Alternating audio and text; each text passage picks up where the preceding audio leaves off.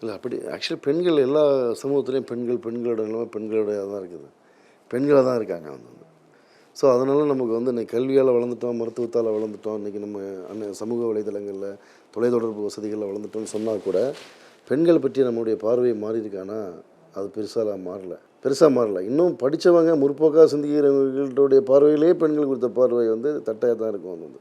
இப்போ எனக்கு பெண்கள் கதாபாத்திரங்களை எழுதும்போது நான் பெண்கள் பார்த்தது இந்த சமூகத்தில் முஸ்லீம் சமூகத்தில் இல்லை, ஓவராலாக என்னுடைய தோழர்கள் நண்பர்கள் நான் ரொம்ப இன்ஸ்பயர் ஆகக்கூடிய இப்படி நிறைய பேருடைய ஒரு இன்ஸ்பிரேஷன் அதில் இருக்க வந்து வேற ஒன்று வேணால் சொல்லலாம். அதை தாண்டி வந்து இஸ்லாமிய பெண்கள் குறித்த ஒரு புரிதல் இருக்கு இல்லையா, அந்த புரிதலுங்கிறது பெண்களோட மட்டுமே கிடையாது வந்து.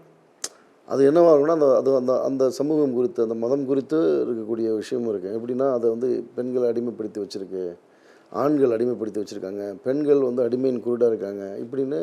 அப்படி இல்லை வந்து அங்கே வந்து இப்போ பெண்ணுக்கு வந்து தனக்கு பிடிக்காத வாழ்க்கையிலேருந்து வெளியேறுவதற்கான ரைட்ஸை வந்து அங்கே இருக்குங்கன்னு சொல்கிறதுக்காக தான் குரான் வச்சுருக்குறோன்றது.